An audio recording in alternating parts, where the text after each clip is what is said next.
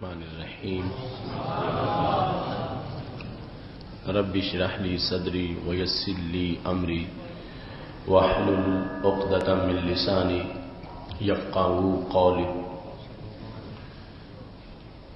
احمدک اللہم یا مجیب کل سائل والصلاة والسلام علی من هو افضل الوسائل وعلى آلہ واصحابہ ذوی الفضائل اما بعد فاعوذ باللہ من الشیطان الرجیم بسم اللہ الرحمن الرحیم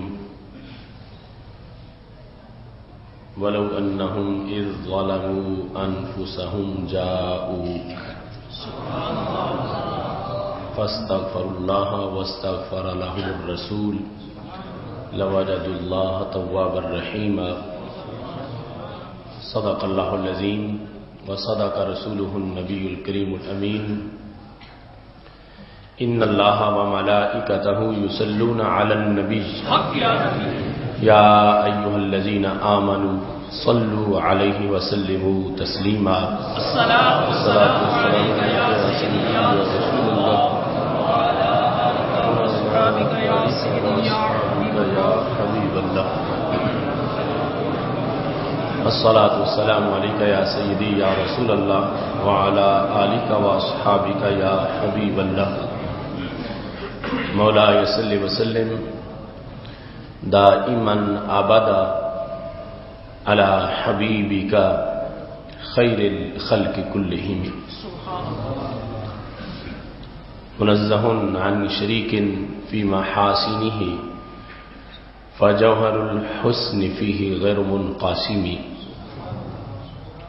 یا اکرم الخلق مالی من الوذ به سواک عند حلول الحادث العممی محمد تاج رسل اللہ قاطبۃ محمد صادق الاقوال والکلم محمد ذکرہ روح لانفسنا محمد شکرہ فرد علی الامم رب صل وسلم دائما ابدا علی حبیبک خیر الخلق کلہم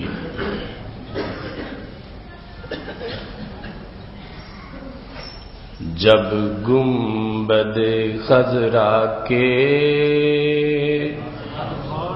انوار نظر آئے ہر جانب بخشش کے انبار نظر آئے جب گنبد خضرا کے انوار نظر آئے ہر جانب بخشش کے انبار نظر آئے بے تاب نگاہوں کو تسکین ملی ایسی آلام کے مارے بھی سرشار نظر آئے بے تاب نگاہوں کو تسکین ملی ایسی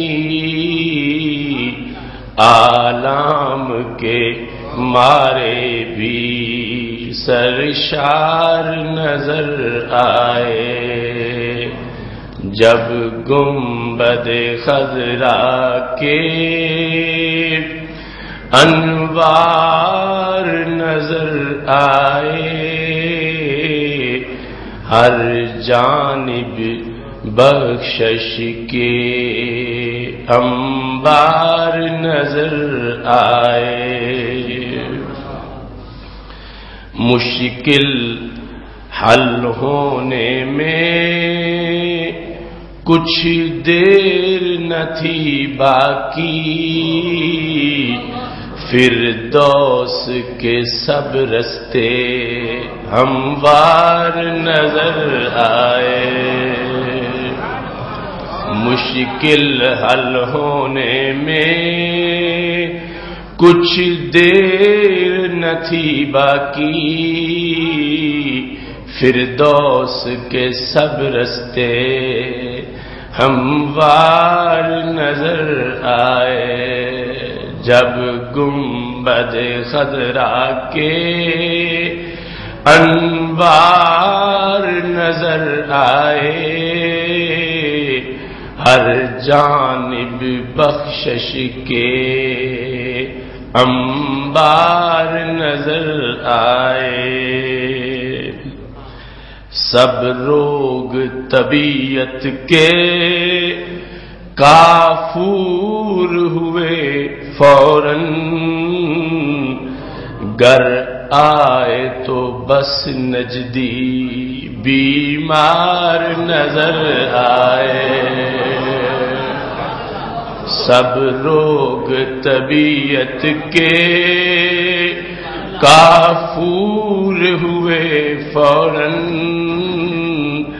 گر آئے تو بس نجدی بیمار نظر آئے، جب گنبد خضرا کے انوار نظر آئے، ہر جانب بخشش کے انبار نظر آئے، اس سے بھی بڑا کوئی قسمت کا سکندر ہے، جسے سامنے آنکھوں کے دلدار نظر آئے،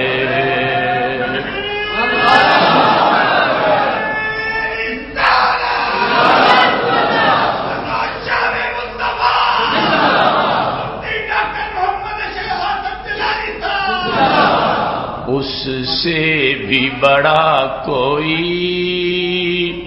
قسمت کا سکندر ہے،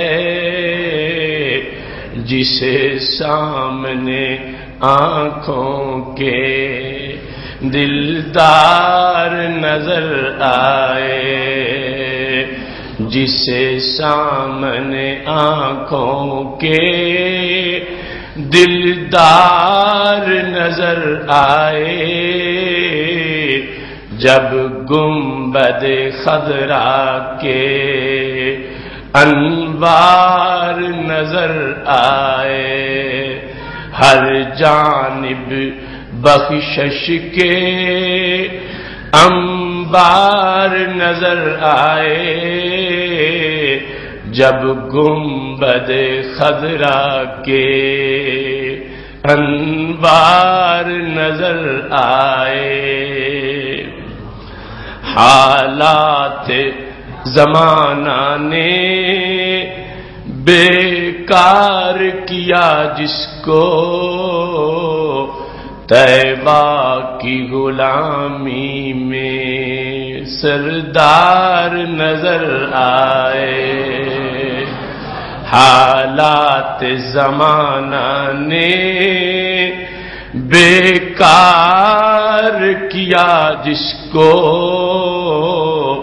طیبہ کی غلامی میں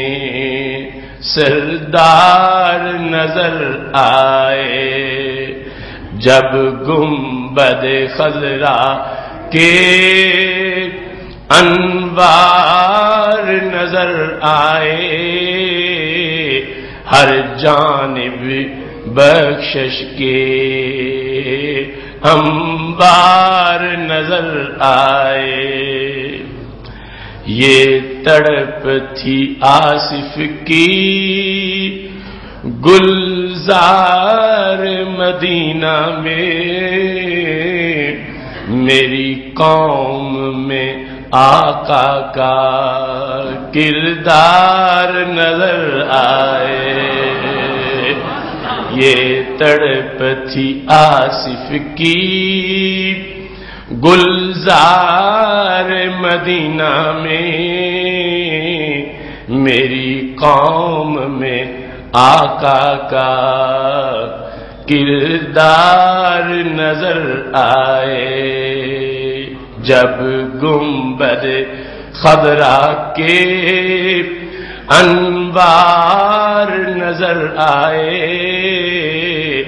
ہر جانب بخشش کے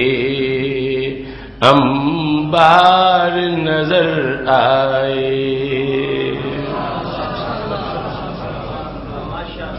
اللہ تبارک و تعالی جل جلالہ وعم نوالہ واتم برہانہ وعظم شانہ وجل ذکرہ وعز اسمہ کی حمد و ثنا اور حضور سرور کائنات مفخر موجودات زینت بزم کائنات دستگیر جہاں غم گسار زمان سید سروراں حامی بے قسم قائد المرسلین خاتم النبیین احمد مجتبی جناب محمد مصطفیٰ صلی اللہ علیہ وآلہ واصحابہ وبارک وسلم کے دربار گہر بار میں ہدیہ درود السلام عرض کرنے کے بعد رب ذوالجلال کا کروڑوں بار شکر ہے کہ اس نے اسلام کے 5ویں رکن حج کی 6ٹی مرتبہ ادائیگی کی توفیق عطا فرمائی ہے۔ رب ذوالجلال سے دعا ہے خالق کائنات جل جلالہ آپ سب کو بھی بار بار حرمین شریفین کی حاضری کی توفیق عطا فرمائے، اور رب ذوالجلال سید المرسلین حضرت محمد مصطفیٰ صلی اللہ علیہ وسلم کی عظیم مرتبہ کا صدقہ مجھے بار بار اس سعادت سے بہرور فرمائے، اور خالق کائنات جل جلالہ ہم سب کے گناہوں کو معاف فرمائے۔ حج کا سفر، حرمین شریفین کی زیارت کا سفر، یہ ان منفرد اسفار میں سے ہے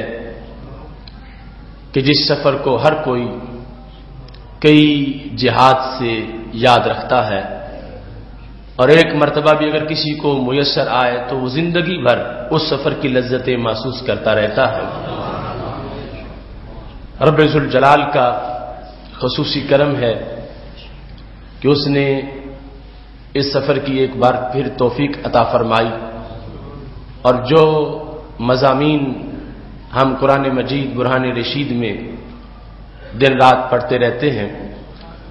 اور حدیث رسول صلی اللہ علیہ وسلم کے وہ چیپٹر جو ہمارا کلاس کے دوران یا مختلف خطابات کے دوران ہمارا موضوع رہتا ہے، رب ذوالجلال ان مقامات اور ان عنوانات کی سمجھ اور فہم کے لحاظ سے ایسا موقع فراہم کرتا ہے کہ جس کی وجہ سے جہاں سے وہ آفتاب طلوع ہوا کہ جن کی تجلیوں سے آج بھی سینے روشن ہیں، اور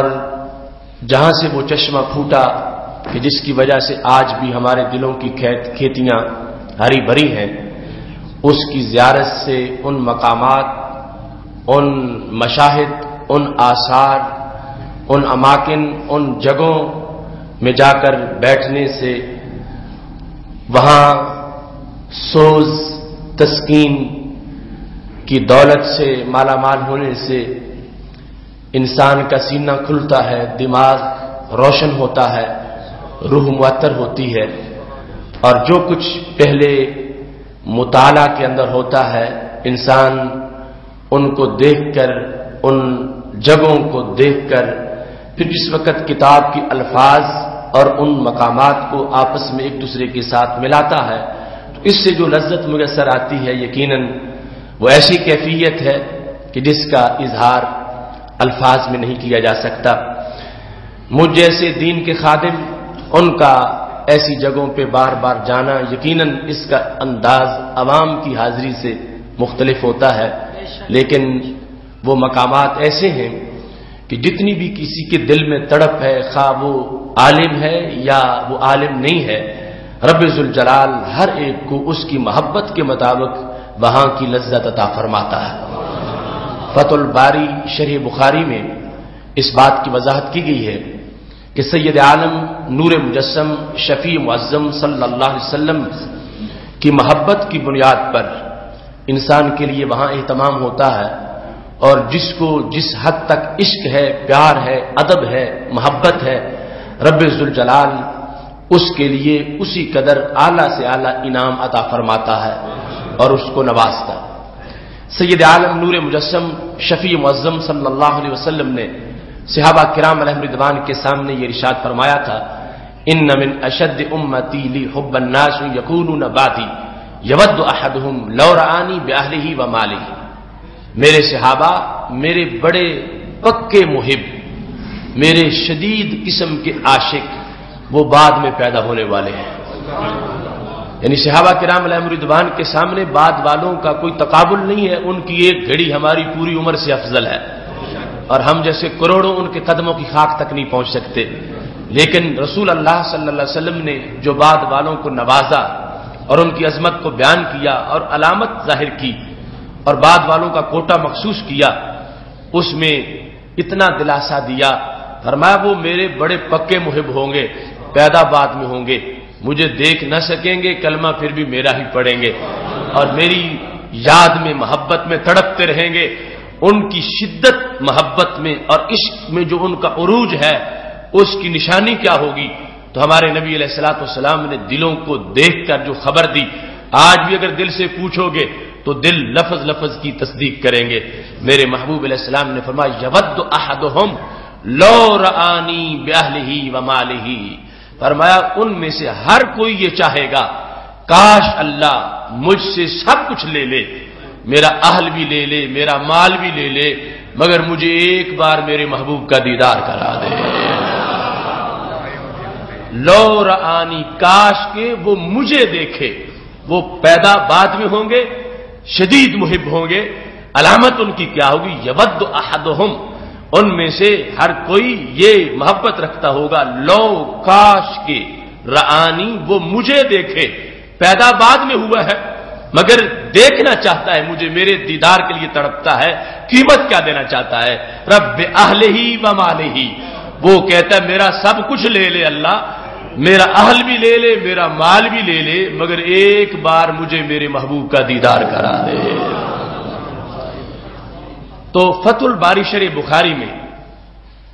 لا یؤمن احدکم حتی اکون احب الیہ من والدی و والدی والناس اجمعین، اس حدیث کی وضاحت میں انہوں نے لکھا کہ جو رسول اللہ صلی اللہ علیہ وسلم ارشاد فرماتے ہیں تم میں سے اس وقت تک کوئی بندہ مومن نہیں ہو سکتا جب تک کہ ہر انسان سے، اپنے والدین سے، اولاد سے، اپنے آپ سے بڑھ کے وہ مجھ سے پیار کرنے والا نہ ہو۔ اس کی تشریح کے اندر انہوں نے لکھا کہ کچھ محب ایسے بھی ہوتے ہیں اور کچھ عاشقوں کا انداز عشق ایسا بھی ہوتا ہے کہ وہ رسول اللہ صلی اللہ علیہ وسلم کا اپنا دیدار تو اپنا دیدار رہا، ان کی محبت اتنی عروج پر ہوتی ہے، وہ کہتے اے اللہ مجھ سے میرا اہل لے لے، میرے بیٹے لے لے، میرا مال لے لے، مجھے ایک بار وہ جگہ دکھا دے جہاں میرے محبوب بیٹھا کرتے تھے۔ یعنی وہ آثار کی رؤیت کے لیے، نبی علیہ السلام کی نشانیوں کے دیدار کے لیے، رسول اللہ صلی اللہ علیہ وسلم کے جو آثار ہیں، سید عالم نور مجسم شفیع معظم صلی اللہ علیہ وسلم کی جو وہاں پر نشانیاں ہیں، ان نشانیوں کی رؤیت، ان کی زیارت اور ان کے دیدار کے لحاظ سے بھی کچھ عاشق اس درجے پہ پہنچ جاتے ہیں، وہ کہتے ہیں سرکار دو عالم صلی اللہ علیہ وسلم کے چہرے کا دیدار تو چہرے کا دیدار رہا، ہم آپ کے آثار کے دیدار کے لیے بھی یہ قیمت دینے کو تیار ہے کہ رب ذوالجلال میرا سب کچھ لے لے اور مجھے ایک بار میرے محبوب کی نشانیوں کی زیارت کرا دے۔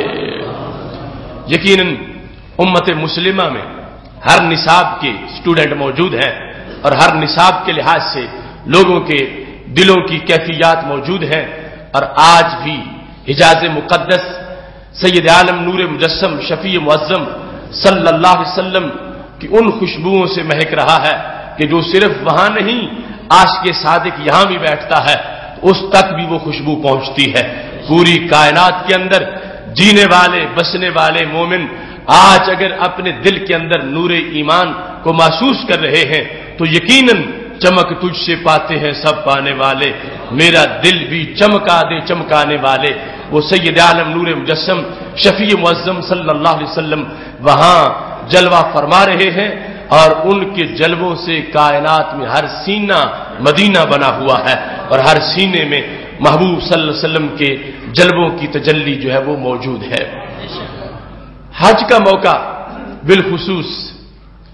ماضی کے ساتھ ایک ربط اور ہم آہنگی کا موقع ہوتا ہے۔ حج کا سارا سفر، حج کے مختلف مراحل میں مختلف میدانوں کے اندر وقوف،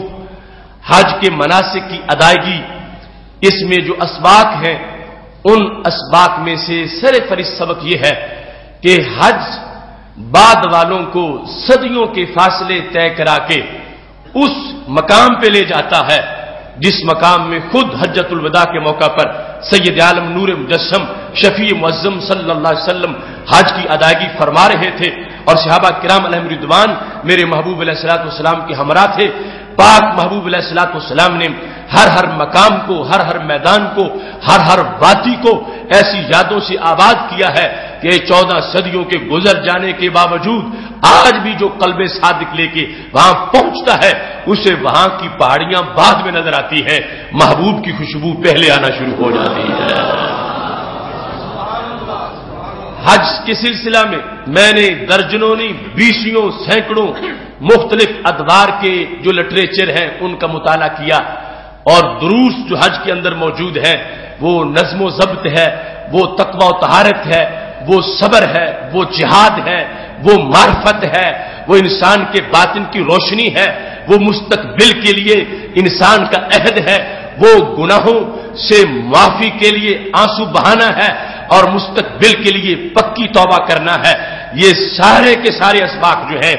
جس نقطے کے گرد گھومتے ہیں وہ نقطہ میرے محبوب علیہ السلام کی ذات گرامی کا وہ عظیم علامت اور نشان ہے کہ جدھر بھی حاجی جاتا ہے پہلی صدیوں اور محبوب علیہ الصلوۃ والسلام سے پہلے کی امتوں اور پہلے ادوار کے جو حج ہیں وہ سارے کے سارے فلسفے اور قیامت تک کے لیے جو کچھ بھی ہوگا اور جس قدر بھی خیرات بٹے گی اور جس قدر بھی وہاں جا کر حاجیوں کے گناہ معاف ہوں گے اور جس قدر بھی دلوں کو روشنی ملے گی، یہ سب کچھ جس مقام کے گرد گھوم رہا ہے وہ مقام وہ ہے کہ جن کو سید عالم نور مجسم شفیع معظم صلی اللہ علیہ وسلم کی ذات گرامی سے تعبیر کیا جاتا ہے۔ آپ سے نسبت، آپ کی نسبت، آپ کا عشق، آپ کی محبت اور آپ کا تصور، یہ وہ بنیادی امر ہے کہ جس کی بنیاد پر حاجی کا حج اول سے لے کر آخر تک محبتوں سے معمور ہوتا ہے، اور یہی وہ امر ہے کہ جس کی وجہ سے رب ذوالجلال اپنے گھر میں جانے والوں کو اجر عظیم سے مالا مال فرماتا ہے۔ حج کے اسباق، ان میں ہر وقت جو انسان کچھ بھی بیدار دل والا ہے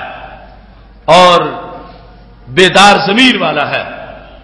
اس کے لیے فکر آخرت کا سندیشہ حج کے ہر مقام پر موجود ہے، اور مجھے اس سلسلہ میں تقریباً ہر موقع پر ہی جو 6 مرتبہ حج پر جانے کی سعادت حاصل ہوئی، میں نے ہر مقام سے جب اگلے مقام کی طرف ہم منتقل ہوئے ہر موقع پر، تو ساتھیوں کے چلے جانے کے بعد میں نے پلٹ کے ان خالی جگہوں کو دیکھا تو ہر بار ہی میرے اندر یہ کیفیت پیدا ہوئی کہ یہی ہے انداز کہ جیسے یہ جگہ جہاں پہلے ہزاروں لاکھوں موجود تھے اور اب خالی نظر آ رہی ہے، ایسے ہی ایک دن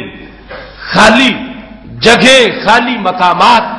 اور ہر مکان کی یہ رونقیں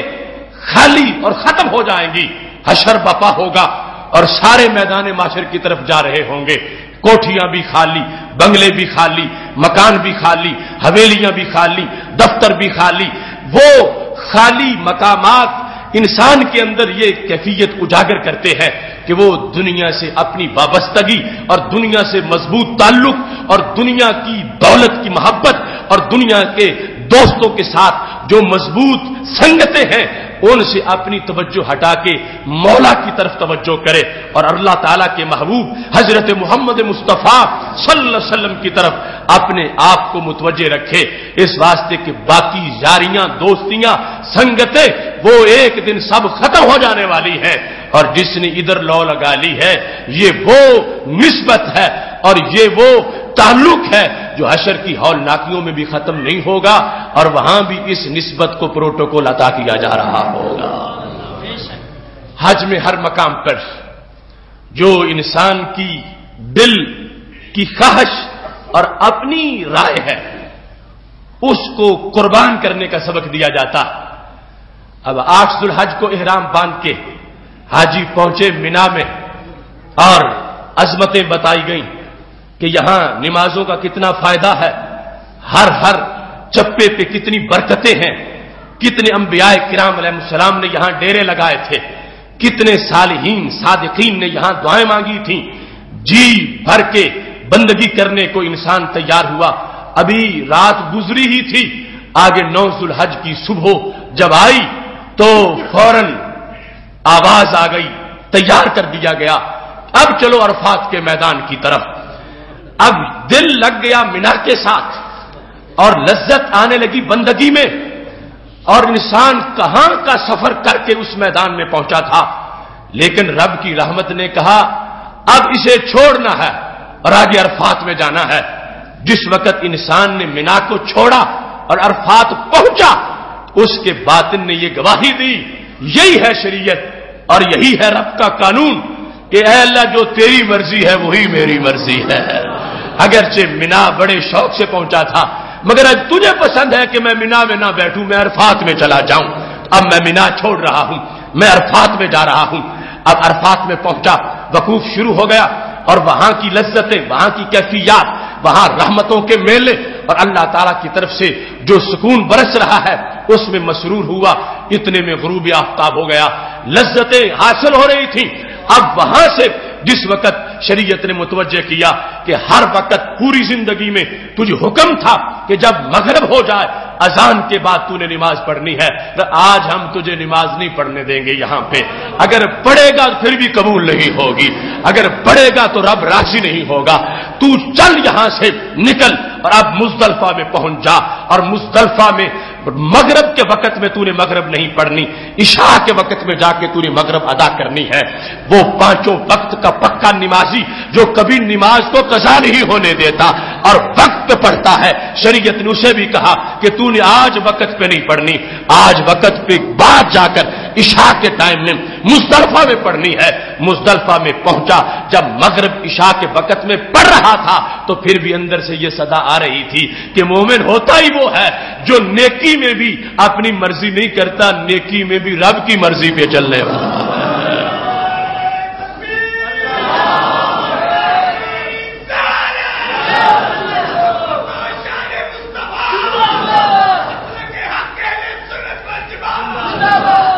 مغرب کے وقت جب عرفات کے خیمے خالی ہو جاتے ہیں، جہاں کچھ دیر پہلے بڑی بھیڑ تھی، تھوڑی تھوڑی جگہ کے لوگ جھگڑ رہے تھے کہ اتنی یہ جگہ میری یا تم کیوں بیٹھ گئے ہو، اب سارے خالی پڑے ہیں. دور دراز تک وہ حاجیوں کے چھوڑے ہوئے کچھ سامان اور خالی چیزیں اور خالی دریاں اور خالی خیمے اور مختلف قسم کی ایسی الوداعی کیفیات،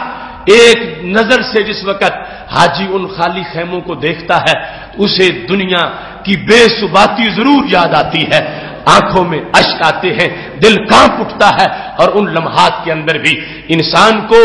جہاں پہلے آمین کہنے والوں کی صدائیں گونج رہی تھیں، جہاں لبیک کہنے والوں کی صدائیں گونج رہی تھیں، جہاں تسبیح و تحلیل والوں کی صدائیں گونج رہی تھیں، جہاں چیختے چلاتے لوگوں کی آوازیں آ رہی تھیں اور ان سے دل کے اندر ہلچل مچی ہوئی تھی. اب سناٹوں سے بھی ہلچل مچ رہی ہے. ہر طرف سناٹے چھا گئے ہیں. حاجی نکل گئے ہیں عرفات سے اور 1 سال تک وہ جگہ خالی ہو گئی ہے. ان خالی جگہوں کو دیکھنے میں بھی ایک پیغام موجود ہے, اس میں بھی ایک سبق ہے, اس کے اندر بھی ایک کیفیت ہے اور اس کے اندر بھی ایک داستان ہے جس سے انسان تھوڑا سا بھی اگر زندہ ضمیر رکھنے والا ہے تو وہ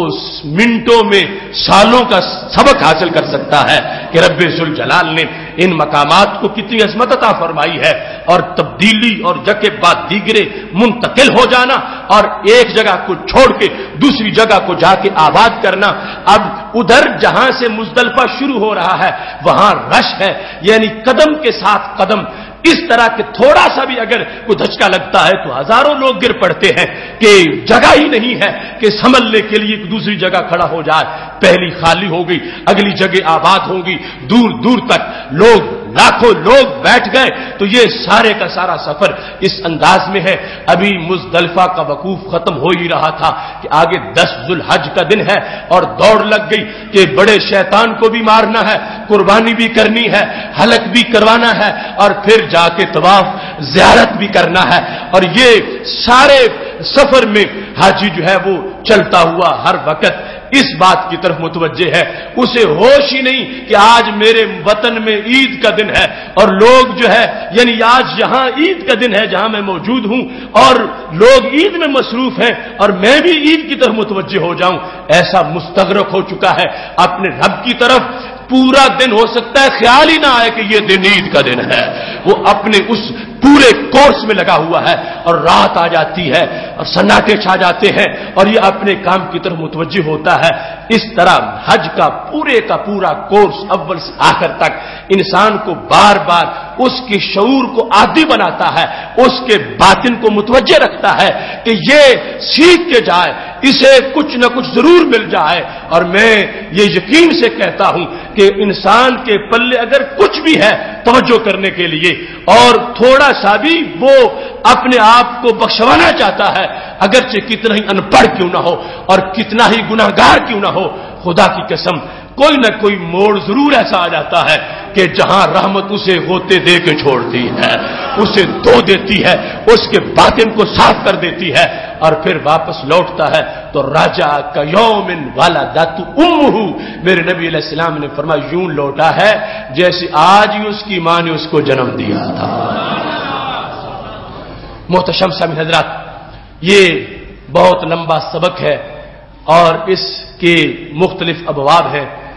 مدینہ شریف اور حجاز مقدس میں چونکہ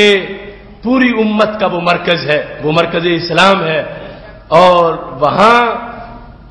جو ایک ایک امر ہمارے لیے ہے وہ قابل توجہ ہے. اس سلسلہ میں چند باتیں جو وہاں پر مسلط طبقہ کے لحاظ سے جن کی وجہ سے دل کڑتا ہے, خواہ وہ احکام شریعت کے بیان میں سستی ہو یا نبی علیہ الصلوۃ والسلام کی نشانیوں کو چن چن کے مٹانے کا جرم ہو یا امت مسلمہ پر شرک لگانے کا دھندا ہو یا مسجد نبوی شریف میں روضہ پاک کے سامنے بیٹھ کر لوگوں کی یہ تقریریں ہوں, چھتریوں کے نیچے بیٹھے ہوئے لوگوں کی, خطیبوں کی, وہاں کے بے لگام مفتیوں کی, کہ اگر سب سے بڑی بدعت ہے تو یہ نظر آنے والا گنبد خضرا. 12 مقامات پر مسجد نبوی شریف میں اردو میں درس شروع کر دیے گئے اور سارے ایک سے بڑھ کے ایک لگام کہ جن کو ہر درس میں اور کوئی کام نہیں, صرف یہی کام ہے کہ انہوں نے یہ کہنا ہے کہ اس گنبد خضرا کی تصویر گھروں میں لگانا بدعت ہے, اس کی طرف دیکھنا ناجائز ہے, اس کی محبت میں چلنا گھر سے وہ معصیت کا سفر ہے. اگر آنا ہے تو مسجد کی نیت سے آ سکتے ہو اور یہاں آ کے پھر تم آگے جا سکتے ہو, گھر سے اس کی نیت میں نہیں آ سکتے. ہر وقت یہ ایسی تقریریں اور اس کے علاوہ ایک جنرل وہاں پر جو کوتاہی مختلف امور کے لحاظ سے ہے ان کو جس وقت دیکھا جاتا ہے ہم سمجھتے ہیں یہ ہماری آزمائش ہے, ابتلا ہے اور اللہ وہ دن ضرور لائے گا جب یہ ساری آفتیں وہاں سے ہٹ جائیں گی اور خالق کائنات جل جلالہ عاشقان مصطفیٰ صلی اللہ علیہ وسلم کی محبتوں کو اپنی طرف سے تسکین کی انشاءاللہ جام عطا فرمائے گا. اس سلسلہ میں احکام حج کے لحاظ سے ہر سال جو لٹریچر وہاں چھپتا ہے ہم اس کا مطالعہ اور اس کے سارے پہلوؤں کو دیکھتے ہیں۔ جس وقت میرا پہلا حج تھا اس سال فتویٰ دیا تھا ان لوگوں نے کہ یہ جو رمی کا وقت ہے ہم نے چینج کر دیا۔ یاد رکھنا رسول اللہ صلی اللہ علیہ وسلم نے جب سے بیان کیا ان کے فتوے تک پوری امت اس پر متفق رہی کہ پہلے دن بڑے شیطان کو رمی کرنی ہے طلوع آفتاب کے بعد، دوسرے دن یعنی 12 ذو الحج کو کرنی ہے زوال شمس کے بعد، یعنی جب سورج ڈھل جائے اس کے بعد رمی کرنی، اگر اس سے پہلے کرو گے تو جائز نہیں ہے۔ تو ان لوگوں نے فتویٰ دے دیا کہ چونکہ آبادی زیادہ ہو گئی ہے تو اس واسطے تم دوسرے دن 11 ذو الحج کو 12 ذو الحج کو جب چاہو رمی کر سکتے ہو۔ مطلب یہ سورج نکلتا جائے، ابھی رمی کا ٹائم تو ہونا نا 6 گھنٹے بعد جا کے، تو تم پہلے کر سکتے ہو۔ یہ انہوں نے لاکھوں کی تعداد میں پوسٹر شائع کی، ہر مکتب پر بورڈ لگائے، بلکہ جو اصل ٹائم تھا وہ ممنوع قرار دے دیا۔ مکتب والوں کو کہا اس ٹائم تم نہیں نکلنے دو گے، حاجیوں کو پہلے نکالو، صبح جا کے کر لیں بعد میں، یعنی اس اندیشے کی بنیاد پر کہ رش زیادہ ہو جائے گا۔ اور یہ فتویٰ دیا، اس کو چھاپا بار بار، اور ہم نے اس وقت بھی کہا ہر مقام پر لوگوں سے یہ وضاحت کی کہ یہ رمی کا ٹائم نہیں ہے، اس سے رمی نہیں ہوگی۔ رمی کا وقت جو میرے نبی علیہ السلام نے معین کیا تھا اسے کوئی بدل نہیں سکتا، اور سرکار کے سامنے تھی قیامت کی شریعت۔ آپ خود فرما سکتے تھے کہ اگر ایسا ہو گیا کہ آبادی اتنی ہو گئی تو پھر چینج کر دینا ٹائم کو۔ محبوب علیہ الصلوۃ والسلام نے ہمیشہ کے لیے جو وقت دیا اس وقت کو برقرار رہنا چاہیے، لیکن اس کی خلاف ورزی وہاں شروع ہو گئی، اور ہم نے دیکھا سڑکیں بھر بھر کے لوگوں کی جا رہی ہیں، کب 8 بجے 9 بجے 10 بجے 11 بجے، ابھی رمی کا ٹائم شروع ہونا ہے 12:15 کے بعد، لیکن لوگ صبح صبح جا کے رمی کر کس بیس پر؟ کہتے حرم کے مفتی نے فتویٰ دے دیا اور یہاں کی حیث کبار علماء نے فتویٰ دے دیا ہے۔ اب واجب تک رمی کرنا واجب ہے، اس کے وقت کی کتنی احتیاط ہونی چاہیے، لیکن ان لوگوں نے فتویٰ دیتے وقت اس کی کوئی پرواہ نہیں کی۔ آج جس وقت یہ صورتحال بنی کہ لوگوں کے ذہن سے اب اتنے 5-6 سالوں کے اندر وہ تصور عام لوگوں کے اندر ختم ہو گیا عوام میں کہ رمی کا ٹائم یہ ہوتا ہے اصل جو شریعت میں ہے، اور مطلق سمجھ لیا بس صبح ہونی ہے تو ہم نے رمی کرانی ہے۔ تو مسجد نبوی شریف میں شیخ عمر سوڈانی درس دے رہا تھا، تو اس سے کسی نے پوچھا اگر کوئی طلوع شمس کے بعد جا کے 11 ذو الحج کو رمی کرے گا تو اس کا حکم کیا ہے؟ کہتا اس کی رمی نہیں ہوگی۔ 12 کو کرے گا طلوع شمس کے بعد زوال سے پہلے تو کیا؟ کہتا اس کی رمی نہیں ہوگی۔ تو کہا گیا تم نے تو فتویٰ دیا تھا، تمہاری حیث کبار علماء نے حرم کے مفتیوں نے فتویٰ دیا تھا کہ رمی زوال شمس سے پہلے بھی ہو سکتی ہے۔ تو کہنے لگے اس فتوے کا زمانہ گزر گیا، اب چونکہ شیطان بڑے ہو گئے ہیں، جگہ زیادہ بن گیا، لہذا وہ پہلے والا حکم لوٹ کے واپس آ گیا ہے۔ کتنی بے احتیاطی ہے۔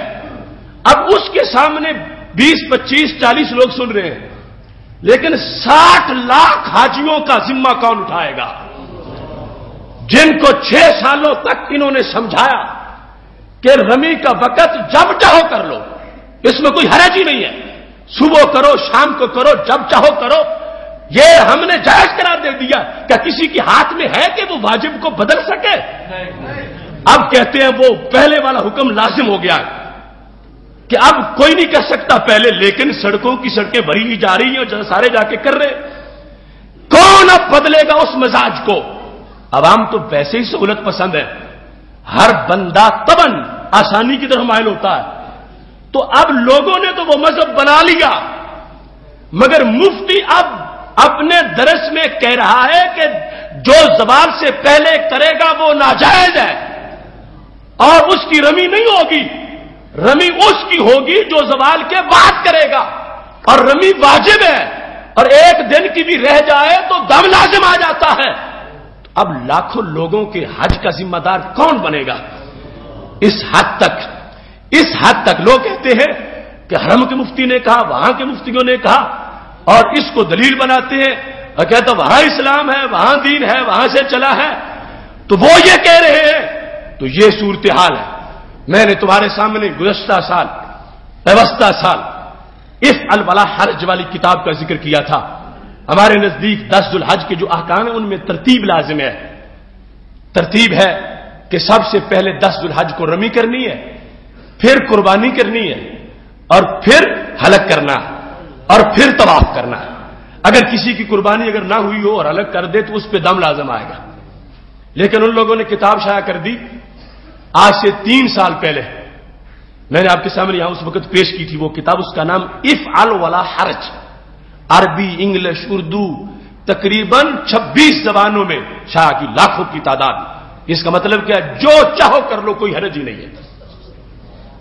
خواہ رمی پہلے کرو، خواہ حلق پہلے کرو، خواہ قربانی پہلے کرو، جو چاہو کر لو. اب اس کتاب کے خلاف گزشتہ سال وہاں کتاب چھپی جو میں نے گزشتہ حج کے بعد آپ کے سامنے پیش کی تھی. وہاں کے مفتیوں نے کہا کہ وہ کتاب جو ہم نے ادھر تقسیم ہوئی تھی اس میں 18 غلطیاں ہیں. 18 غلطیاں یہ نہیں کہ کوئی لفظ غلط ہیں، مسئلے غلط ہیں، احکام غلط ہیں. واجب تک کی غلطی ہے کہ جو واجب تھا اسے واجب نہیں بتایا گیا. اب جو لاکھوں کی تعداد میں پہلے تقسیم ہوا، بعد والا ان تک نہیں پہنچا، وہ پوری امت میں وہ احکام پھیل گئے. کہیں گے سارے یہ حرم شریف سے ہم کتاب لے آئے ہیں اور اس میں یہ لکھا ہوا ہے جو چاہو کر لو، دم پڑتے ہی نہیں ہے. یہ واجب پر جو دم بیان کیا جاتا ہے یہ دم نہیں پڑتا. 18 غلطیاں بعد کے وہاں کے مفتی نے، میں نے تو اسی سال یہاں بیان کی تھی، اور بعد میں گزشتہ سال وہ کتاب مجھے وہاں سے مل گئی جو وہاں اس کتاب کے خلاف لکھی گئی. اور اس طرح یعنی بے احتیاطی حد درجے کی قربانی اور حلق میں ترتیب ہے. اور وہاں کتنی اس سلسلے میں کوتاہی ہے. وہ لوگ جو کوپن خریدتے ہیں اس میں جہاں دیگر بہت سے احتمالات ہیں غلطی کے، کہ ہو سکتا ہے جو وہ قربانیاں خریدے عمر ہی پوری نہ ہو سکتا ہے حاجی نے ابھی رمی نہ کی ہو ادھر قربانی ہو جائے، ہو سکتا ہے وہ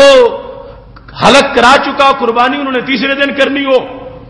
کیونکہ سب کو 10 بجے کا ٹائم دیا ہوا ہے تو لاکھوں کی 10 بجے کیسے ہوں گی. اور جو وہاں موجود ہیں اندر لوگ وہ خود کہتے ہیں. اور اس سال عجیب تماشا تھا کہ جس وقت 10 ذو الحج کو قربانی کا دن تھا اس وقت زور کے بعد بھی ابھی وہ قربانی کی رسیدیں دے رہے تھے اور ٹائم 10 بجے کا لکھا ہوا تھا اور کہہ رہے تھے تم یہ رسید اس ڈبے میں ڈال کے حلق کروا سکتے ہو. رسید ڈبے میں ڈال دو، اور تمہاری قربانی رسید کو ڈبے میں ڈالنے سے ہو گئی. رسید ڈبے میں ڈالو اور تم جا کے حلق کرواؤ. تم آزاد ہو چکے ہو، تمہارا احرام کا وقت پورا ہو چکا ہے. اب یہاں تک کہ گھپلے حج کے اندر ہو رہے ہیں شرعی احکام کے لحاظ سے، مسائل کے لحاظ سے. اس واسطے چلو عام جگہوں کے لوگ، چھوٹے مفتی، چھوٹے مراکز میں رہنے والے، غلطی ان کی بھی غلطی ہے، مگر جو مرکز اسلام میں بیٹھ کر احکام اسلام سے یوں کھیل رہے ہوں، کس درجے کی کوتاہی اور کس درجے کا جرم ہے کہ جس کی بنیاد پر پوری امت نوستوں کا شکار ہوتی جا رہی ہے. جب چھت پہ گندگی ہو تو پرنالے سے نیچے پاکیزگی کہاں آئے گی؟ جب چھت پر جرم ہو، چھت پر آلودگی ہو تو بارش برسے گی تو پرنالے سے وہی کچھ آئے گا. حجاز مقدس مرکز اسلام ہے، اس چھت کے نیچے پورا عالم اسلام ہے، اور اگر اس چھت پر آلودگی آ جائے گی تو پھر آپ پورے عالم اسلام میں پھیل جائے گی. اس واسطے وہاں کے لیے دعا مانگو کہ رب ذوالجلال وہاں کے مفتیوں کے دماغ صحیح کرے جو سرکاری اعلاکار ہے، ورنہ تو بڑے بڑے پارسا، متقی، روشن ضمیر اولیاء صالحین آج بھی حجاز مقدس میں ان کی کوئی کمی نہیں، جو قرون اولا کے مسلمانوں کے عقیدوں کے وارث ہیں. مگر ہم جس وقت یہ لفظ بولتے ہیں خاص طبقہ مفتیوں کا مراد لیتے ہیں جو کرائے پر چاہے تو حلال کو حرام کر دیتے ہیں، حرام کو حلال کر دیتے ہیں. ان لوگوں کے لحاظ سے یہ بات کی جا رہی ہے کہ تم پورے اسلام کی قیادت کرنے والے ہو، اپنے ذمہ تم نے لیا ہوا ہے، تو پھر مسائل کے لحاظ سے پہلے سوچ لینا چاہیے. اب 6 سال پہلے جس وقت تم نے جائز قرار دیا اب ناجائز قرار دے رہے ہو. اور کیا کوئی نئی وحی آئی ہے کہ تم نے یہ اختیار حاصل کر لیا ہے کہ جو شریعت نے کہا تھا ایسے تم نے 6 سال کہا نہیں ایسے، اب کہتے ہو پھر ویسی ہے جیسے شریعت نے کہا تھا. تو یہ وہ کوتاہیاں ہیں جن کی وجہ سے معاذ اللہ پورے عالم اسلام کے اندر ایک کرب اور ایک اضطراب کی کیفیت جو ہے وہ پیدا ہوتی جا رہی. اس سلسلہ میں صرف ہم نہیں، پورا عالم اسلام بے چین. گزشتہ دنوں کے اندر جامعہ ازہر میں باقاعدہ سیمینار ہوا، اور اس سیمینار کے اندر جامعہ ازہر کے مفتیوں نے کہا کہ عالم اسلام کو اتنا یہودیت سے خطرہ نہیں جتنا وہابیت سے خطرہ ہے. یہ میرے پاس وہ اخبار موجود ہے، الجزیرہ اخبار، اور یہ الجزیرہ سعودی عرب میں چھپتا. اس الجزیرہ کے اندر اس بیان پر پھر تبصرہ چھاپا گیا جس کے اندر یہ موضوع ہے علماء ازہریون الوہابیۃ اخطر من الصہیونیہ، کہ ازہر کے علماء نے یہ فتویٰ دیا ہے کہ وہابی صہیونیوں سے بھی زیادہ خطرناک ہے اسلام کے لیے. صہیونی ان یہودیوں کو کہتے ہیں جو خاص گندے ذہن والے، اور ویسے تو ہر یہودی ہے لیکن جو خاص شریر ترین یہودی ہیں، ہر وقت مسلمانوں کی بستیوں پہ حملے کرتے ہیں اور وہ عالم اسلام کے خلاف ہر وقت جنگ چھیڑے ہوئے ہیں، ان کو صہیونی کہا جاتا ہے. تو یہ عرب شریف سے چھپنے والا اخبار، اس کے اندر اس پر تبصرہ کرتے ہوئے یہ پورا کالم لکھا گیا. اور یہ جو اخبار ہے میرے پاس الجزیرہ، یہ 27 نومبر کا، ابھی جو نومبر کا دن گزرا ہے 27 نومبر، اس سے پہلے ازہر میں سیمینار ہوا اور اس پر ان لوگوں نے اپنی طرف سے یہ تبصرہ لکھا. یہ تبصرہ لکھنے والے عبدالعزیز سماری ہیں جو حجاز مقدس کے ہیں، جس کو وہ لوگ سعودی عرب کہتے ہیں. تو اس پورے کالم کے اندر انہوں نے موضوع یہ بنایا کہ 11 ستمبر 2001 کے بعد کے جو واقعات ہیں، پوری دنیا میں ایک تبدیلی آ گئی ہے. اس تبدیلی میں سے ایک تبدیلی یہ ہے کہ جو وہابی مکتبہ فکر تھا اور جو وہابی سوچ تھی، اس کو مختلف جگہ سے اس پر لوگوں نے رد عمل کا اظہار کیا ہے. یعنی 11 ستمبر کے اس واقعے کے بعد اس کالم نگار کے لحاظ سے جو تبدیلیاں آئی ہیں، ان تبدیلیوں میں ایک تبدیلی یہ ہے کہ دنیا کے مختلف ملکوں میں لوگ وہابیت کا چہرہ پہچان گئے ہیں کہ وہابیت کیا چیز ہے، وہابیت کس بیماری کا نام ہے. کہتے ہیں یہ جو ازہر میں سیمینار ہوا، اور ازہر جامع ازہر جو عالم اسلام کی سب سے بڑی یونیورسٹی ہے، اس کے مفتیوں نے جو کہا تو کہا یہ بھی اسی تبدیلی کا ایک حصہ ہے کہ پہلے اس قدر سخت رائے نہیں تھی مصر والوں کی اور جامع ازہر کی وہابیت کے بارے میں کہ جتنی اب کھل کے سامنے آ گئی ہے کہ انہوں نے معمولی سے لفظ نہیں بولے، یہ لفظ بول دیے ہیں کہ یہ شریر ترین وہابیوں میں سے شریر ترین یہودیوں کے مقابلے میں وہابیت عالم پوری کائنات کے لیے بھی خطرہ ہے اور اسلام کے لیے بھی خطرہ ہے. یہ اسلام اور عالم کے الفاظ اس مقالے کے اندر بھی موجود ہے، جس میں انہوں نے اس چیز کا ذکر کرتے ہوئے یہ کہا والے اعلان انہا خطر حقیقی علی العالم والاسلام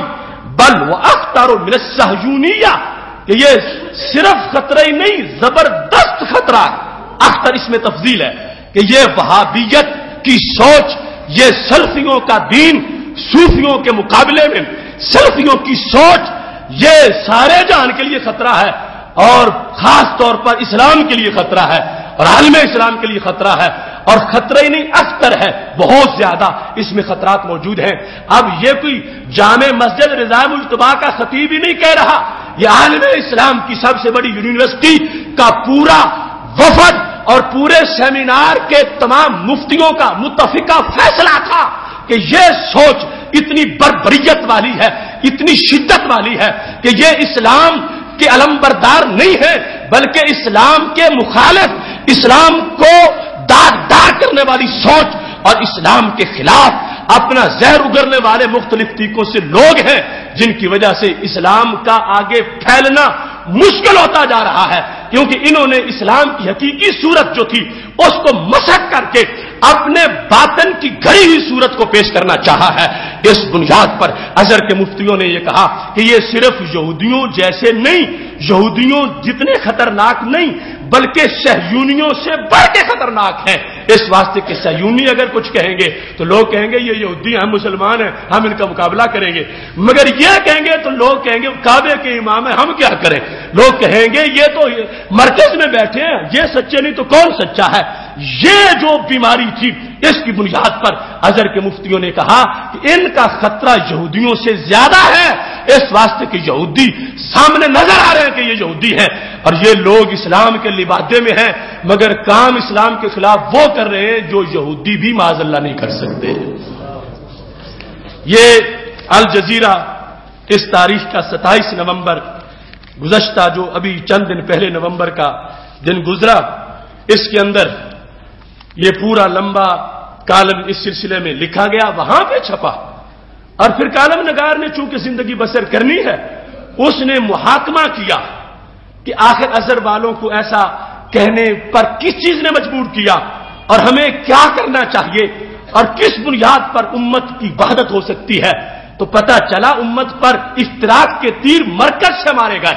امت میں انتشار پیدا کرنے کی کوشش مرکز اسلام سے کی گئی، امت کو پارا پارا کرنے کا دھندا مرکز اسلام سے کیا گیا۔ پہلے ان کو ویزا دیتے ہیں، آؤ حج کر لو، جب وہاں پہنچ جائے تو کہتے تم سارے مشرک ہو، کیوں؟ تم نے گھر سے آتے وقت روزہ رسول کی نیت کی تھی، اور جو گھر سے آتے وقت روزہ رسول کی نیت سے آئے کہ مجھے یہاں برکت ملے گی، کہنے لگے وہ تو ابو جہل سے بڑا مشرک ہوتا ہے۔ تو معاذ اللہ کتنا ظلم ہے، کتنا ستم ہے۔ تم ویزا کیوں دیتے ہو؟ ویزے میں بھی منافقت کرتے ہو، یہاں پھر انٹرویو لیا کرو تاکہ دوسرے دن تمہیں روشنی نظر آ جائے۔ انٹرویو لو حاجیوں سے کہ کیا تم مدینہ شریف جاؤ گے؟ اگر جاؤ گے تو کس نیت سے جاؤ گے؟ جو کہے ہم تو نبی علیہ السلام کو ملنے جائیں گے، سرکار کی زیارت کے لیے جائیں گے، تم کہو ہم ویزا نہیں دیں گے، تو اگلے دن پتہ چل جائے گا کہ پاکستان میں کتنے تمہارے پالتو ہیں اور کتنے نبی کے غلام ہیں۔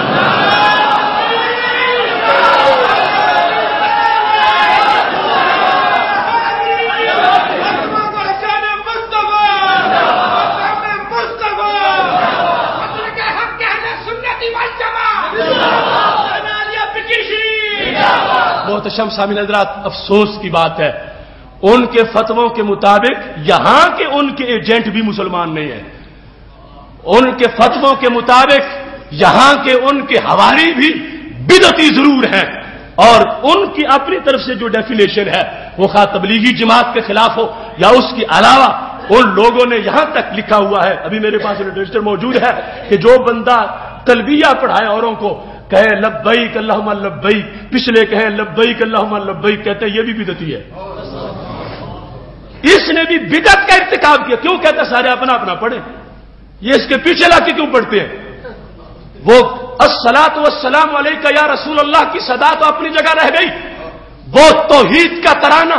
لبیک اللہم لبیک لبیک لا شریک لک لبیک ان الحمد والنعمت لک والملک لا شریک لک، یہ اس پر فتویٰ ہے۔ ابھی میرے پاس وہ کتاب اور لٹریچر اور اس جو تقسیم کیا گیا اس سلسلہ میں وہ یہ موجود ہے، اخطاء یقع فیہا بعض الحجاج یجب الحذر منہا، یہ وہاں کی جو ادارۃ التوعیہ اویئرنیس لوگوں کے لیے انفارمیشن، حاجیوں نے کیا کرنا ہے، کہتے ہیں وہ غلطیاں جن سے حاجیوں کو بچنا چاہیے۔ ان غلطیوں میں ایک غلطی یہ بھی لکھی ہوئی ہے کہ یہ جو شروع ہو جاتے ہیں کہتا ہے لبیک اللہم لبیک، پچھلے کہتے ہیں لبیک اللہم لبیک، کہتے ہیں یہ سارے بدعتی لوگ ہیں، اس کو بھی بدعت قرار دے دیا گیا۔ اور پھر وہاں پر کہ ایک دعا مانگے سارے آمین کہیں، پیچھے اجتماعی طور پر کہتے ہیں اپنی اپنی مانگے، کیوں ایک کے پیچھے مانگتے؟ تو یہ کہاں لے جائیں گے اسلام کی تعلیمات؟ کون بچے گا، کون پیچھے رہ جائے گا؟ اور یاد رکھنا، میں اب آپ حضرات بیٹھے ہیں، اگر میں آپ سے سوال کروں تو یقیناً آپ وہی جواب دیں گے جو اس وقت کائنات کی حقیقت ہے، اگرچہ آپ نے دورہ حدیث نہ پڑھا ہو، اگرچہ آپ نے کوئی حج کورس نہ کیا ہو۔ آپ یہ بتائیں کہ حجر اسود کو جو بندہ چومتا ہے تو اس کی چومنے میں نیت کیا ہوتی ہے؟ حجر اسود، چلو محبوب کے آثار تو علیحدہ رہے گا جو جدا ہے، کیا تم میں سے کوئی ایسا بندہ ہے جو حجر اسود کو برکت کے لحاظ سے نہ چومتا ہو؟ جو بھی چومتا ہے اس نیت سے چومتا ہے کہ یہ متبرک چیز ہے اور میں چوموں گا تو مجھے برکت مل جائے گی۔ یہ صرف مسجد رضا مجتبیٰ کا مجمع نہیں، باہر چوک میں کھڑے ہو کے پوچھ لو کسی سے کہ حجر اسود کو چومنا برکت کے لیے ہوتا ہے یا اس کے علاوہ ہوتا ہے؟ تو ہر بندہ کہے گا حجر اسود کو تو چوما ہی برکت کے لیے جاتا ہے، حجر اسود سے تبرک کے لیے، اور اس میں نسبتیں کئی ہیں، ایک تو وہ جنتی پتھر ہے اور دوسرا ہزاروں نبیوں نے اس کو چوما ہے، ہزاروں لاکھوں ولیوں نے چوما ہے، اور سب سے بڑھ کے جو حضرت عمر نے کہا تھا میں چومتا ہوں کہ میرے محبوب نے تجھے چوما ہے۔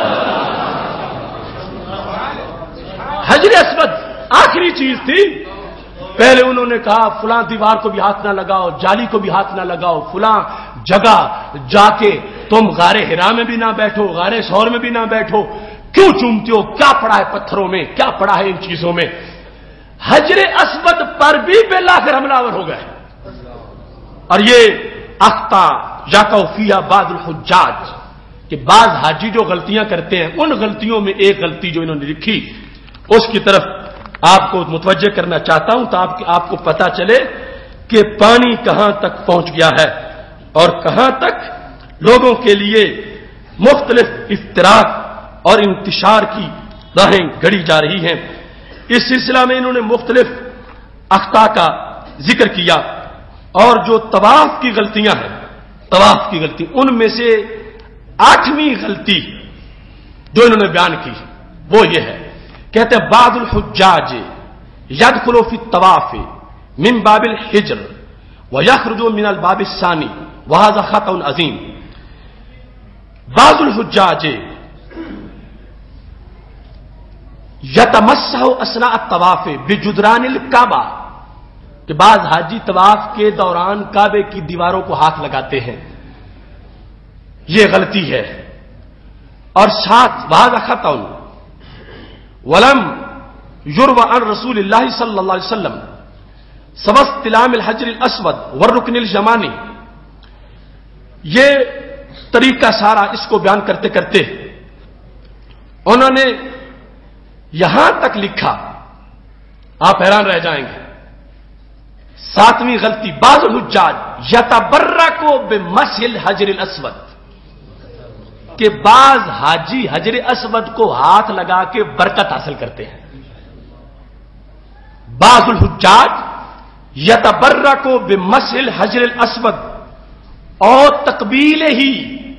کہ بعض حاجی ہاتھ لگا کے برکت حاصل کرتے ہیں اور بعض چوم کے برکت حاصل کرتے ہیں، تو کہتے ہیں نہ ہاتھ لگا کے برکت حاصل کرنا جائز ہے، نہ حجر اسود کو چوم کے برکت حاصل کرنا جائز ہے۔ یہ لاکھوں کی تعداد میں جو لٹریچر شائع کیا گیا اس کے یہ 7ویں نمبر پر طواف کے لحاظ سے جو غلطیاں ہیں اس میں یہ بیان کیا گیا کہ کوئی طواف سے فارغ ہو چکا یا طواف کے دوران حجر اسود پر اسے موقع مل گیا، تم ساری زندگی انتظار کرتے رہتے ہو کب پہنچیں گے کہ وہ گناہ چوس لے گا، برکت مل جائے گی۔ تو ان لوگوں کے نزدیک کیا نظریہ ہے؟ کہنے لگے کہ بعض الحجاج یتبرکو تبرک حاصل کرتے ہیں، کس سے؟ بمسح الحجر الاسود، کعبے کی دیگر دیواروں میں تو ویسے ہی وہ پکڑ پکڑ کے گراتے ہیں نا پیچھے، حجر اسود کے لحاظ سے بھی انہوں نے فرق کر دیا کہ حجر اسود کو کوئی ویسے چومے تو چوم سکتا ہے، مگر اگر برکت لینے کے لیے چومے تو یہ بھی شرک ہو جائے گا، یعنی عدم جواز کہا، اس کو غلطی کہا۔ اگر تم ہاتھ لگاؤ حجر اسود کو کس لیے کہ مجھے برکت ملے تو یہ بھی ناجائز ہے، اگر تم چومو حجر اسود کو کس لیے کہ مجھے برکت ملے، کہتے ہیں یہ حاجیوں کی غلطی ہے۔ دیکھو اصلاح والوں کا کام، جو حق ہے اسے باطل کہا جا رہا، اب اس پڑے ہوئے مفتی کے علم کا کیسے ادب کیا جائے کہ اس پڑے ہوئے سے تو 1000 درجہ جاہل افضل ہے کہ جو یہ سمجھتا ہے کہ حجر اسود تو لگائے اس لیے گیا کہ جس کا ہاتھ لگے اسے برکت مل جائے، یہاں تک نبی علیہ السلام نے فرمایا ہاتھ نہیں لگ سکتا تو چھڑی لگا لو، اگر چھڑی نہیں ملتی تو دور سے اس طرح کر لو، وہ کھینچ لے گا ہوا سے بھی تمہارے گناہوں کو اور برکت تمہیں مل جائے گی۔ تبرک مل جائے گا. لیکن وہ نے یہ کہا بعض الحجاج یتبرک بمس الحجر الاسود اور تقبیلہ ہی وکذالک الرکن الجمانی، ایسے ہی رکن یمانی جو حجر اسود سے پہلا کونا ہے جہاں بھی ایک پتھر ہے، اور وہاں اگر کوئی ہاتھ لگاتا ہے تو کہتا ہے اگر برکت کے لیے لگاتا تو یہ بھی ناجائز ہے. رکن یمانی کو حالانکہ صحیح حدیث میں کہ نبی علیہ السلام نے اسے ہاتھ لگایا ہے. رکن یمانی کا تمسو یہ باقاعدہ صحابہ سے سرکار سے ثابت ہے. اور رکن یمانی تو رہا رکن یمانی میرے محبوب علیہ السلام جب کعبے کے اندر داخل ہوئے تو سرکار نے اپنا رخسار کعبے کی دیوار پہ رکھا. یہ سیاستہ میں تیسری موجود ہے. یعنی ان لوگوں کو جو بد ہضمی ہو گئی ہے شرک کے لحاظ سے، حجر اسود پر بھی شرک پہنچ گیا. کہتے ہیں نیت اور کرو، تبرک کی نیت نہ کرو. اور نیت کیا ہے اس کا ذکر کیا. کہتے ہیں فَإِنَّ الْمَقْصُودَ بِاسْتِلَامِ الْحَجْرِ الْأَسْوَدِ هُوَ تَعْظِيمُ اللَّهِ تَعَالَى. حجر اسود کو چومنے کا مقصد اللہ کی تعظیم ہے، برکتیں لینا نہیں ہے. تم برکتیں لیتے ہو چوم کے. حجر اسود کو چومنے کا مقصد کیا ہے؟ تعظیم اللہ، اللہ کی تعظیم. میں کہتا ہوں دروغ گور حافظہ نیس، جھوٹے کا ذہن ہی کوئی نہیں ہوتا. ادھر کہہ رہے تھے کہ کیا تعلق ہے پتھروں کا رب کے ساتھ، ادھر ایک پتھر کو چومے تو تعظیم رب کی ہو جاتی ہے. بھول گئے وثنیت کو، بھول گئے پتھروں کی عبادت اور پتھروں کے ساتھ جو تعلق تھا لوگوں کا، ان سے ہٹا کے تو رب نے ادھر متوجہ کیا. اور پھر وثنیت میں، بت پرستی میں اور حجر اسود کے بوسے میں فرق یہ تھا کہ حضرت عمر کہنے لگے میں تو اس لیے چوم رہا ہوں کہ میرے نبی نے تجھے چوما ہے. رہی تو لولا، اگر میں نہ دیکھتا نبی علیہ السلام کو تجھے چومتے ہوئے تو میں تو کبھی بھی تجھے نہ چومتا. اب چوما ہے. اور سرکار فرماتے ہیں یہ سفید تھا، لوگوں کے گناہ چوس چوس کے سیاہ ہو گیا ہے. اب جس کے گناہ جڑیں تو اسے برکت نہیں ملی. تو سرکار تو علیہ وسلم نے تو اس کو برکت کا محور بنایا کہ جس کے ہونٹ لگیں گے ہونٹوں سے یہ گناہ چوس لے گا، جس کا ہاتھ لگ گیا ہاتھوں سے چوس لے گا، جس کی چھڑی اس حجر اسود کو لگ گئی چھڑی کے ذریعے اس کے گناہ کو چوسے گا، اور جس نے دور سے اشارہ کیا ویوز کے ذریعے ہی چوس لے گا. قیامت کے دن اس کی زبان ہوگی، یہ بولے گا، حجر اسود بولے گا کہ اے اللہ فلاں فلاں ہیں جنہوں نے مجھے چوما تھا، اگر میں جنتی ہوں تو وہ بھی جنتی ہونے چاہیے. سوچ دیکھو، کہتے ہیں تبرک کے لحاظ سے چومنا حجر اسود کو بھی جائز نہیں. تبرک کے لحاظ سے کعبے کی دیگر دیواریں تو دیگر رہ گئیں، رکن یمانی اور حجر اسود کو بھی. اگر برکت کے حصول کے لیے چومنا ہے تو یہ ناجائز ہے. کہتے ہیں اللہ کی تعظیم کے لحاظ سے چومو. تو اگر پتھر کو چومے تو رب کی تعظیم ہو جائے تو پھر ذکر نبی کو اللہ کی تعظیم کے خلاف کیوں سمجھتے ہو؟ شرک ٹھہرے جس میں تعظیم حبیب، اس برے مذہب پہ لعنت کیجئے. اب دیکھو یہاں پہ کہتے ہیں چوما پتھر کو ہے، لیکن ادب کس کا ہو گیا؟ اللہ کا. چوما پتھر کو ہے، نیت کرو اللہ کی تعظیم کی. تو میں پوچھتا ہوں حجر اسود کا بڑا مقام ہے یا آمنہ کے لال کا بڑا مقام ہے؟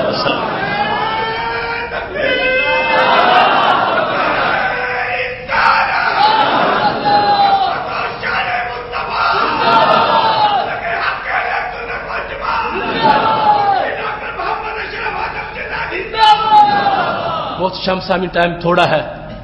کتنے کتنے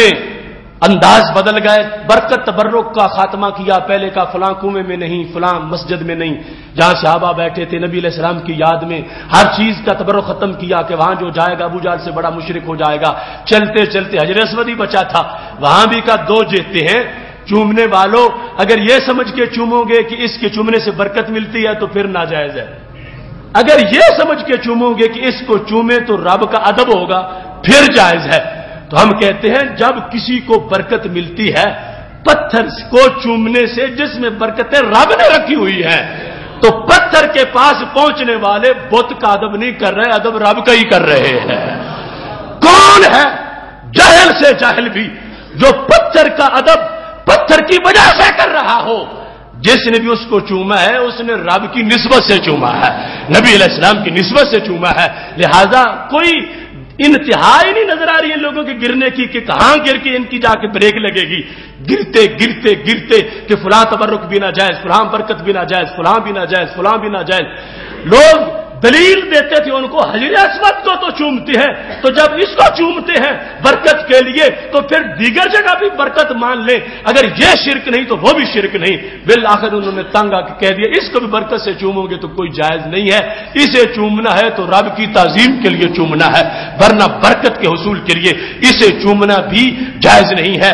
یہ وہ مقام ہے جہاں سے جا کے عوام کو بھی سمجھ آ جانی چاہیے کہ ہمارا ان کے ساتھ کوئی پلاٹوں کا جھگڑا نہیں ہے، ہمارا ان کے ساتھ کوئی جاگیر کا جھگڑا نہیں ہے، ہمارا جھگڑا یہ ہے کہ میرے محبوب علیہ الصلوۃ والسلام نے جو دین دیا تھا ان بحری ڈاکوؤں نے برطانیہ کے ٹینکوں کے ساتھ وہاں کے اہل سنت کو شہید کر کے قبضہ جما لیا، اور قبضہ کر بیٹھے لوگ جانتے ہیں جا کے شاید یہ جدی پشتی مالک ہے۔ اب گجرانوالہ میں کسی کوٹھی پر کوئی قبضہ کر لے اور 10 سال گزر جائیں، جو نئے دیہاتوں سے آ کے بیٹھیں گے ارد گرد اس کوٹھی کے، اور کوٹھی والا روزانہ ان کو کھانا بھی کھلائے گا تو یہ کہیں گے بڑا سخی ہے، بڑا اچھا ہے، غریبوں کا بڑا خیال رکھتا ہے۔ ان بیچاروں کو یہ پتہ نہیں ہے کہ اس نے کوٹھی والوں کو قتل کر کے قبضہ کیا تھا کوٹھی پر، اور اب قبضہ پرانا ہو گیا ہے اور لوگ قبضے کے وقت کے مر گئے ہیں، اور اس کو لوگوں نے اچھا جاننا شروع کر دیا ہے۔ وہ 1.5 لاکھ سے زائد الصلاۃ والسلام علیکہ یا رسول اللہ پڑھنے والے لوگوں کو شہید کر کے ان ظالموں نے جو قبضہ جمایا تھا، آج نئی نسل سمجھتی ہے کہ بڑے پرہیزگار ہیں، بڑے پارسا ہیں اور بڑی نیکیاں کر رہے ہیں۔ پوچھو ایک مومن کا خون بھی کعبے سے کتنا مقدس ہے؟ جنہوں نے 1.5 لاکھ کو شہید کیا ان کے دامن سے وہ داغ دھلے نہیں، وہ داغ قیامت تک بولتے رہیں گے۔ دین کو بدلا اپنی سوچ سے اور حجر اسود تک بات پہنچ گئی، حجر اسود، اور اس سے تبرک کو بھی ناجائز قرار دی، اس کو غلطیوں میں لکھا، حاجیوں کی غلطیاں ہیں۔ اس واسطے ہر شخص اپنے ضمیر کے لحاظ سے اطمینان اور ایقان کی جو کیفیتیں ہیں ان کو سامنے رکھتے ہوئے یہ دعا مانگے کہ رب ذوالجلال ہمیں ایسی آفت سے نجات عطا فرمائے کہ وہاں سالوں کے بعد لوگ پہنچتے ہیں میرے محبوب علیہ السلام کے در کے سامنے، ابھی کھڑے نہیں ہوتے، دھکا دے کے پار کر دیتے ہیں۔ اور اب اخبار میں چھپ گیا، وہ بھی میرے پاس موجود ہے، کہ یہ تجویز آ گئی ہے کہ یہاں مواجہ شریف کے سامنے چین چلانی چاہیے۔ یہ ایئرپورٹوں پہ ہوتی ہے، وہ چین چلتی جائے، آگے بندہ خود بخود منتقل ہو جائے، کہ یہ جو کھڑے ہو جاتے ہیں، کوئی سلام پڑھ رہا ہے، کوئی درود پڑھ رہا ہے، کوئی سر جھکا کے کھڑا ہے اور پھر ہٹتے ہی نہیں ہے، تو کہتے ہیں چین جب چلے گی تو خود بخود ان کو ہٹا کے لے جائے۔ یہ باقاعدہ تجویز آ چکی ہے، اور خطرناک منصوبہ وہ ترکیوں کے ساتھ 1 صدی کا جو معاہدہ تھا اس کے 10 سال باقی رہ گئے۔ اس سے آگے کے لحاظ سے مسجد نبوی شریف کا نیا نقشہ دیا جا رہا ہے، اور خاکم بدہن یہ لوگ اپنا پورا بغض گنبد خضرا کے بارے میں استعمال کرنے والے ہیں، اور کہتے ہیں کہ یہ مسجد کے اندر باقاعدہ وہاں PhD کے تھیسز میں یہ لکھا گیا کہ یہ بدعت ہے کہ مسجد کے اندر جو ہے وہ نبی علیہ السلام کی قبر کا ہونا، معاذ اللہ آپ کے روضہ پاک کو یہاں سے منتقل کر دیا جائے، اور گنبد خضرا کے گرانے کے فتوے دیے جا رہے ہیں۔ اس واسطے تمہاری داستان تک بھی نہ ہوگی داستانوں میں اگر تم بیدار نہیں ہوگے، اپنے احتجاج کو، اپنے یقین اور ایمان کو ان لوگوں کے خلاف اس کا اظہار نہیں کرو گے تو یہ لوگ بہت کچھ کرنے کا معاذ اللہ سوچ چکے ہیں۔ اس واسطے صرف اس بنیاد پر کہ قبضہ ان کا ہے ان کو سلام مت کرو، ان کے کرتوت دیکھو اور اہل سنت بیداری کا ثبوت دو۔ ہم کائنات میں، عالم اسلام میں ہم کوئی مٹھی بھر لوگ نہیں ہیں، رب کعبہ کی قسم ہے اگر آج بھی پورے عالم اسلام کی ووٹنگ کرائی جائے پہلا نمبر اہل سنت و جماعت کا ہے۔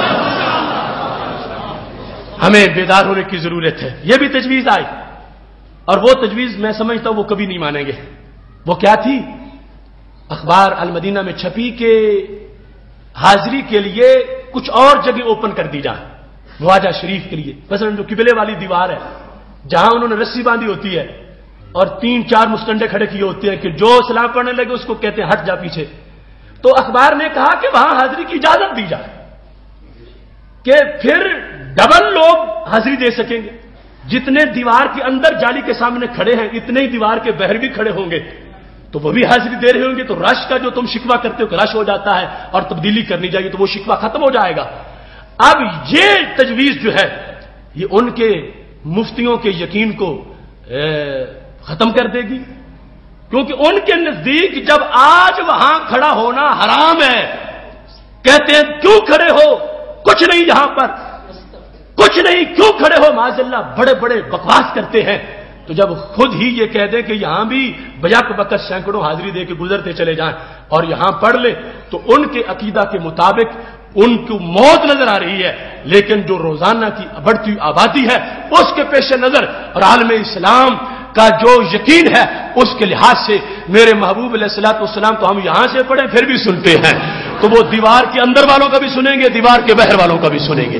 اور اس بنیاد پر بھی وہاں کے لوگوں نے مطالبہ کیا کہ چینیں چلانا اور اس طرح کے دھندے جو ان سے دوسری صورتحال اختیار کر لو کہ حاضری کی باہر بھی اجازت دے دو, لوگوں کو دھکے نہ مارو, ان کو باہر بھی لذت ملتی ہے اندر بھی لذت ملتی ہے, تو ان کو کھڑے ہو کر حاضری دینے دو. اور پھر میں یہ کہتا ہوں جو اخبار میں نہیں چھپا کہ وہاں پر جو آثار ہیں جن کو یہ مٹا رہے ہیں اگر ان پہ پابندی نہ لگائیں تو ہزاروں لوگ تقسیم ہو جائیں گے. کوئی چلا جائے گا جبل احد کی غار میں, کوئی چلا جائے گا غار مرسلات میں, کوئی مسجد فتح میں, یعنی اس طرح ڈیوائیڈ ہو جائیں گے تو پھر بھی بیک وقت ہزاروں لوگوں کی پیاس بجھتی رہے گی. اب جو پرانی چیزیں ہیں ان میں سے وہ غار آج بھی بدستور قائم ہے کہ احد کی جنگ کے موقع پر جہاں میرے نبی علیہ السلام نے جا کے آرام فرمایا تھا. خدا کی قسم ہم نے حجاج سے, مجھے پہلے نہیں جانا ہوا, ایک مرتبہ ہم قریب جا چکے تھے کہ ہمیں وہاں سے واپس ہٹایا گیا, اور اس سال میں اس میں سے ہو کے آیا ہوں. وہاں کی بکریوں کی مینگنیاں لوگوں نے یہاں بوتلوں میں سنبھالی ہوئی, اور جب ڈھکن کھولتے ہیں سارا گھر خوشبو سے بھر جاتا ہے. اس وقت کوئی تجربہ کرنا چاہے تو کر سکتا ہے. اتنی خوشبو بکریوں کی مینگنیوں میں ہے جنہوں نے اس غار کے نیچے مینگنیاں کی ہوئی ہیں. غار کے اندر جو انوار ہے ان کا عالم کیا ہوگا. اب وہاں پر پابندی ہے کہ کوئی اس غار میں نہ جاؤ. مسجد فتح, دیگر کتنے معاصر اور ابو ایوب انصاری رضی اللہ تعالیٰ عنہ کا گھر چن چن کے ختم کیا جا رہا. اور افسوس یہ ہے کہ امریکہ کے کہنے پر وزارت سیاحت نے پہلے انبیاء علیہ السلام کے جو آثار تھے ان کو زندہ کرنے کے لیے کام شروع کیا, اور باقاعدہ سیڑھیاں بنا کے پہاڑوں پہ قوم شعیب علیہ السلام, قوم صالح علیہ السلام, ان کی آثار کے لیے اہتمام کیا جا رہا ہے, اور باقاعدہ فوج ساتھ جا کے وہ دکھاتی ہے. اور میرے نبی علیہ السلام جن کے صدقے سب کچھ ہے ان کی ہر نشانی کو مٹایا جا رہا ہے. افسوس, صد افسوس اس بات پر. اب یہ دیکھو وزارت سیاحت نے یہ خیبر کا تعارف شائع کیا, اس میں سامنے تمہیں پہاڑ نظر آ رہے ہیں, یہودیوں کی بستیاں دکھائیں, ان کی نشانیاں دکھائیں, مگر افسوس ہے یہی انداز جب مدینہ شریف کے بارے میں, مدینہ شریف کا تعارف کوئی جائے تو اسے کیا ہے, اس میں ایک بھی نشانی میرے نبی علیہ السلام کی نہیں دی. یہ میرے پاس وہ پڑا ہے, اس میں صرف ہوٹلوں کے ایڈریس دیے, اس میں بازاروں کے پتے دیے, اس میں مختلف سیر گاہیں اور مختلف 5 سٹار ہوٹل اور مختلف تجارتی مراکز, ان کا ذکر کر کے کہا یہ ہے مدینہ شریف کا تعارف. اگر یہ بغض نبی نہیں تو اور کیا ہے. اگر خیبر کے تعارف میں یہودیوں کی بستیوں کی نشانیاں دکھا کر سیاحوں کو متوجہ کیا جا سکتا ہے تو پورا عرب شریف تو میرے محبوب کے قدموں کی علامتوں سے بھرا ہوا ہے صلی اللہ علیہ وسلم. ان کو ظاہر کرنا چاہیے اور ان کو لوگوں کے سامنے پیش کرنا چاہیے. اس سلسلہ میں جو ایک مزید پیش رفت گندی ان کی طرف سے ہوئی وہ یہ آپ سب سمجھتے ہیں, اور یہاں کے بھی ان کے پجاری کہتے ہیں, اپنا ایک جو ان کا مر گیا تھا دھماکے میں زخمی ہوا تھا وہاں جا کے مرا, اور کہتے ہیں کتنا اچھا تھا اس کو جنت البقیع میں جگہ مل گئی. ہم نے کہا تھا عقیدہ ہوتا جنت البقیع کی شفاعت والا تو پھر تم ناز کرتے, جب عقیدہ ہی نہیں ہے تو پھر کیوں فخر کرتے ہو. اب وہاں سے فتویٰ جاری ہو گیا, سب سے بڑے مفتی نے فتویٰ جاری کیا, کہتا ہے کہ یہ لوگ جو مختلف شہروں میں فوت ہوتے ہیں اور ان کو اٹھا کے کوئی مکہ شریف لے جاتا ہے جنت المالا میں اور کوئی مدینہ شریف لے جاتا ہے جنت البقیع میں, اسلام میں یہ ناجائز ہے. کسی کو وہاں لا کر دفن کرنے کی اجازت مت دی جائے، حکومت روکے ان لوگوں کو. کیوں؟ کہتا ہے جو عمل کیا فائدہ اس کا ہوگا، مدینے کی مٹی کا کوئی فائدہ نہیں ہے. ساری دنیا کہہ رہی تھی کاش کے مدفن بن جائے میرا جنت البقیع میں، ان کی ہماری بھی بول رہے تھے. مگر اب نئی شریعت، اس کے لحاظ سے اوقات اخبار کو انٹرویو دیتے وقت جو فتویٰ سب سے بڑے مفتی جو اس وقت حج کا خطبہ بھی وہی مفتی شیخ عبدالعزیز آل شیخ، سب سے بڑا جو ان کی اتھارٹی ہے فتوے کی، یہ بندہ ہے. اور وہی فتویٰ جو اوقاز میں عربی میں چھپا، وہاں کی اردو نیوز کے اندر بھی 28 مئی کو وہ فتویٰ چھپا. 28 مئی کو 28 مئی والا وہ فتویٰ اس وقت میں تمہارے سامنے یہ پیش کر رہا ہوں. یہ اردو میں، اوقاز میں عربی میں ہے. سارے الیکٹرانک پرنٹ میڈیا پر اس فتوے کو شائع کیا گیا. اور یہ وہ فتویٰ ہے کہ آپ کا یہاں جو اپوزیشن ہے ان کی ہماری، ان کا کوئی بندہ بھی جب یہ سنے گا تو کانوں کو ہاتھ لگائے گا کہ یہاں تک برکت اور تبرک اور نبی علیہ السلام کی عزت کے دشمن پہنچ گئے ہیں. یہ لکھا ہے مکہ مکرمہ اور مدینہ منورہ میں مردوں کی تدفین پر اصرار بے بنیاد ہے. مفتی اعلیٰ، مردے کا عمل کام آتا ہے، مکہ مکرمہ اور مدینہ منورہ میں تدفین سے کوئی فرق نہیں پڑتا. یہ دو اوپر موٹی جو سرخیاں ہیڈنگ لگی. اس کے بعد لکھا ہے سعودی عرب کے مفتی اعلیٰ شیخ عبدالعزیز آل شیخ نے کہا ہے کہ مکہ مکرمہ اور مدینہ منورہ میں مردوں کی تدفین کی اسلام میں کوئی بنیاد نہیں ہے. انہوں نے کہا کہ بعض مسلمان اپنے متوفین کو مکہ مکرمہ یا مدینہ منورہ کے کسی قبرستان میں دفنانے کی ضد کرتے ہیں، جبکہ مردہ کو ایک شہر سے دوسرے شہر لے جا کر دفن کرنے کی کوئی نص نہیں ہے. اوقاز اخبار سے گفتگو کرتے ہوئے انہوں نے کہا کہ مردوں کو دفن کرنے کے بعد اس کے اعمال کے مطابق اس کے ساتھ سلوک ہوگا. اس میں مکہ منورہ یا مدینہ منورہ، مکہ مکرمہ یا مدینہ منورہ میں تدفین سے کوئی فرق نہیں پڑے گا، جیسا ہے ویسے ہی رہے گا. کہاں گیا وہ 14 صدیوں کا امت کا عقیدہ؟ 14 صدیاں جو گزر گئی ہیں، آپ کو ایک بندہ بھی ایسا نہیں ملے گا جس کا یہ عقیدہ ہو. ہر جاہل سے جاہل بھی یہ سمجھتا ہے کہ وہ جنت البقیع یا مدینہ شریف کا پورا ایریا یا مکہ شریف یا جنت المالا وہ تو رہ گئے مقام صرف عرب کی مٹی مل جائے، اس کو بھی لوگ اعزاز سمجھتے ہیں. لیکن جو سب سے بڑی فتوے کی پاور ہے وہاں پر انہوں نے یہ کہا کہ مختلف شہروں میں حکام پابندی لگائیں کہ جب کوئی میت لے کے جا رہا اسے روکیں کہ مدینہ شریف یا مکہ شریف میں جا کر دفن کرنے کی کوئی فضیلت نہیں ہے، نہ کچھ ملتا ہے، جہاں ہے وہیں اس کو دفن کر دو. اور اس کے بارے میں کوئی نص نہیں ہے، شریعت میں ناجائز ہے، ناجائز کام ہے اس طرح کرنا. یہ صورتحال یعنی بتدریج یہ لوگ ابھی تک بریک ان کی نہیں آ رہی کہ کہاں جا کے ان کی گمراہی کا آخری مقام ہوگا. مسلسل گر رہے ہیں، مسلسل گر رہے ہیں، مسلسل گر رہے ہیں. اور اس حد تک ہولناکیاں، بربریت اور یہ ہے کہ جس وقت کوئی راندہ جائے دربار نبی علیہ الصلوۃ والسلام سے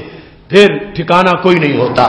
اور چلتے چلتے گمراہیوں کے سلسلے آگے پہنچ جاتے ہیں. یہ صرف چند باتیں تھیں جو میں نے آپ کے سامنے عرض کی. رب ذوالجلال ہم سب کو بار بار حرمین شریفین کی حاضری کی توفیق عطا فرمائے. وآخر دعوانا ان الحمد للہ.